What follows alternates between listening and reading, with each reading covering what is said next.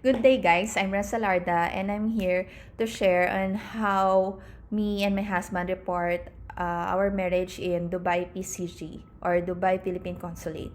So at first, you have to go to dubaiPCG.dfa.gov.ph and go to civil registry section and go for the application form for report of marriage and secure an appointment. The appointment is a must because they will not entertain you or they will not let you go inside the Dubai PCG if you don't have the appointment. Actually, no need na i-print ang appointment. Pwede mo na lang i-screenshot or ipakita yung email na sisend nila sa iyo na confirmation na you have an appointment on that particular date. So here I will tell you the requirements. Actually, it's written here also. So number 1, the requirement is accomplish online application for report of marriage or ROM form. Nandun na yan sa fill up nyo kapag magsa-secure kayo ng appointment. So double check if you're filling it up correctly, especially the dates and the name, the spelling. And then number 2, original and 4 photocopies of English or English translated marriage contract duly attested by Ministry of Justice and Ministry of Foreign Affairs UAE. So this one, actually we got married in St. Mary's, Dubai, Udmeta, and we got our marriage certificate already in English. So what we did here, so we went first to Ministry of Foreign Affairs. And that time, yung MOFA nasa Berjoman pa, meron pa silang office doon. So, nung pagpunta namin, sinabihan kami na hindi sila basta-basta nag-a-attest kung walang attestation ng Ministry of Justice or ng Dubai Court. So, hindi nila in-accept yung application namin. Ang ginawa namin ng husband ko, so nagpunta kami sa Dubai Court sa Wafi Mall. And from there, we asked kung paano ba ang proseso para sa pagpapa-attest ng marriage certificate namin sa MOFA. And then, they advised us to have our marriage certificate to be in Arabic translated. So, from there, merong parang Arabic translation office beside ng Dubai Court sa loob mismo rin ng Wafi Mall. So, pinatranslate namin yon 2 copies. Dapat. 2 original copies, sorry. And then, from there, we went back to Dubai Court. And from there, it's like, kailangan nilang inauthorize yon na with Dubai Court sticker. So, after nun, kailangan pala magpunta guys, pareho kayong partner, yung bride and groom. Kasi hanapin nila yung Emirates ID nyo and i-check kung kayo ba talaga yung person na nagpunta. By that time, required pa ang mask. So, ang pinagawa sa amin is pinatanggal yung mask and dinoble check kung kami yung nasa picture ng Emirates ID. And yung nandoon, yung name namin sa marriage certificate. And then after that, we paid around 500 plus dirhams, and they did the I think typing or something. They did typing in their system, I think, to have it notarized or registered. And then you can take the notarized form from Dubai Court at the same day. But in our case is bumalik kami the next day kasi nagkaroon ng problem doon sa nag-officiate ng wedding namin sa St. Mary's because I think he is a new priest and his name is not yet in their system. So they have to add his name in the system so that they can register it also. So, the next day, bumalik kami. Ayun, mabilis lang, nakuha namin agad. So, yung isang copy, kinuha nila, copy nila yon, at yung isang copy, yun na yung sa amin na may stamp ng Dubai Court.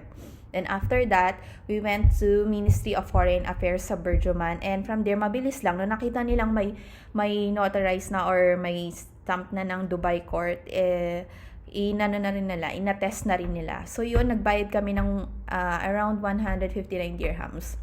But take note guys, that is around June 2022. So, yun yung may office pa ng MOFA sa Bergman. But now, everything's online.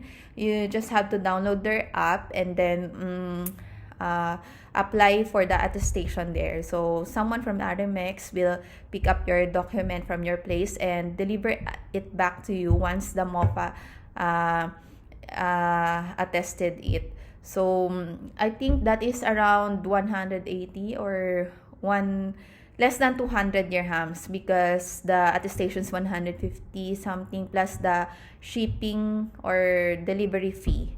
And then, we went also to Ministry of Justice to inquire how is the process of attestation. We went there at Alcosay's office and they told us because we showed them our marriage certificate with attestation from Dubai Court or notarized by Dubai Court. They actually told us that no need because the Dubai Court already notarized us and the Ministry of Foreign Affairs will stamp it. So for them, it is not necessarily needed.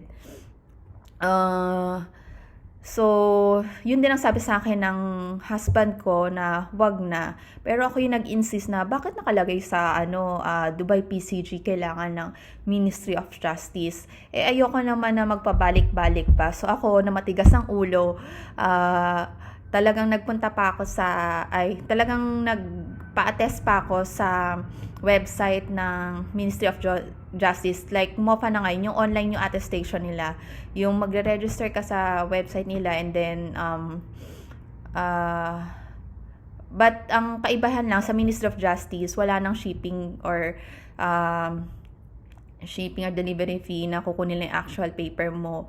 Instead, parang you need to scan your marriage certificate and isi-send back nila sa'yo yung marriage certificate na soft copy with their attested sticker or na attested na nila. And then, next,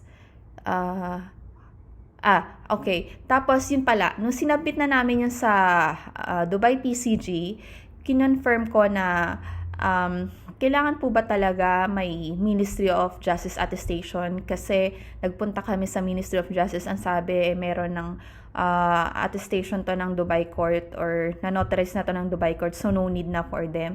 And then that lady from the counter of marriage section of Dubai PCG, she told that actually no need na ma'am if it was attested by Ministry of Foreign Affairs already. Kasi kaya lang naman nila hinihingi yung Ministry of Justice attestation because requirement yon ng MOFA para ma-attest yung marriage certificate nyo.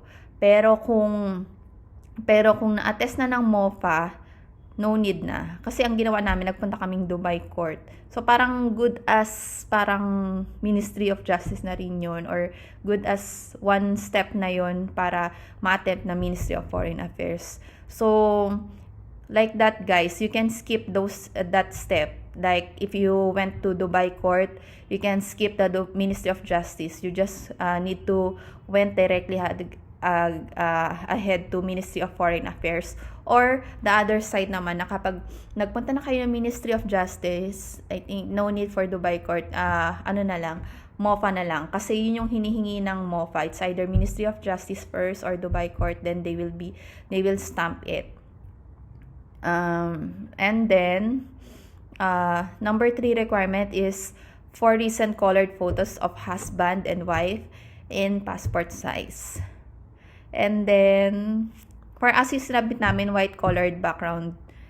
So, number 4 colored copies of passport of both parties. So, yun naman guys. Don't forget to include the signature part. Kasi diba sa part ng passport natin is yung details, yung parang biographic details, and then sa kabilang page yung may sign. Include nyo yon. And then number 5, 4 copies of duly filled out joint affidavit of delayed registration of marriage form if marriage was not reported within 6 months from the date of marriage. Hindi to applicable sa amin guys because na-report naman namin yung marriage namin after 3 months. Kasi April kami kinasal, April, May, June. After 2 months. And then number 6, for divorce obtained by foreign spouse. Hindi rin applicable to sa amin kasi wala namang single kami nung kinasal. And number 7, for annulled or widowed applicants, hindi rin naman na-annulled or widowed ang isa sa amin, so hindi rin applicable to sa amin. Number 8, any other documents that will be requested by the processor. Ayun, ang another document na ni-required sa akin is yung aking birth certificate. Because dun sa marriage certificate namin sa St. Mary's, nakalagay lang dun yung name ko but without the middle name. Kailangan pala yun. So, hiningi sa akin yun. Good thing is may soft copy ako ng birth certificate ko in my email. Then, pinaprint ko na lang doon sa Dubai PCG. Meron doon parang printing store, Xerox copy store. So, yun ang hiningi sa akin. And then, it is written here that 3 months after the reporting of marriage, the dispatch number will be emailed to both parties in order to process the release of the report of marriage from the Philippine Statistics or PSA, formerly NSO. So, in our case, guys, hindi sila yung mag-email sa'yo. You will be the one to email them. Upon report of marriage, may ibibigay silang paper sa inyo na parang contact number or email ad para mag-inquire. So, from yung email ad na yun, yung in-email ko para hingin yung dispatch number and reference number para makahingi ng copy ng PSA copy ng marriage certificate namin. Actually, hindi siya marriage certificate. Yung itsura niya is report of marriage. Pero, registered na siya sa PSA.